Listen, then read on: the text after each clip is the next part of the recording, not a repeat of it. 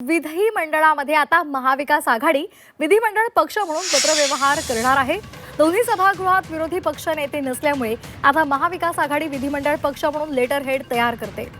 सरकारशी पत्रव्यवहार करायचा असेल तर याआधी विरोधी पक्ष नेते यांच्या लेटर हेडवर सर्वजण सह्या करून मागणी करायचे।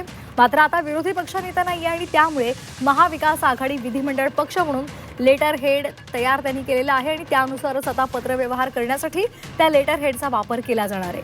तर दोन्ही सभागृहामध्ये विरोधी पक्षनेता नाहीये आणि आजपासून राज्याच्या अर्थसंकल्पीय अधिवेशनाला सुरुवात होते आणि त्यामुळे सरकारकडे एखादी मागणी करायची असेल तर याआधी विरोधी पक्षनेत्याच्या लेटर हेडवर सह्या करून ती मागणी केली जायची। मात्र आता विरोधी पक्षनेताच नसल्यामुळे महाविकास आघाडीनं विधिमंडळ पक्ष म्हणून पत्रव्यवहार करण्याचा निर्णय घेतला आणि त्यासाठी त्यांनी लेटर हेड सुद्धा तयार केले।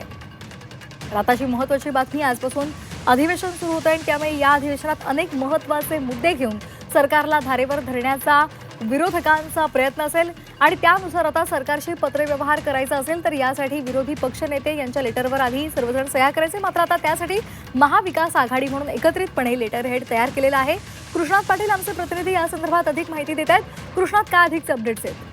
आतापर्यंत विरोधी पक्ष नेत्यांच्या लेटर हेडवर सर्व पत्रव्यवहार हा सरकारशिवायचा काही मुद्दे मांडले जायचे जे विरोधी पक्षनेत्याच्या लेटर हेडवरून दिले जायचे सरकारला, परंतु आता दोन्ही सभागृहामध्ये विरोधी पक्षनेता नसल्यामुळे महाविकास आघाडी नावाचा विधिमंडळ पक्ष अशा प्रकारचं एक लेटर हेड तयार करण्यात आलेलं आहे, ज्यामध्ये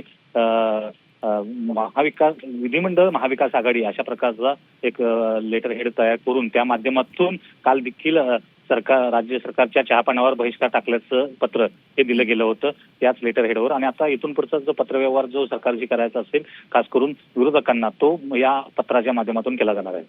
धन्यवाद कृष्णा दिलेल्या सविस्तर माहितीसाठी।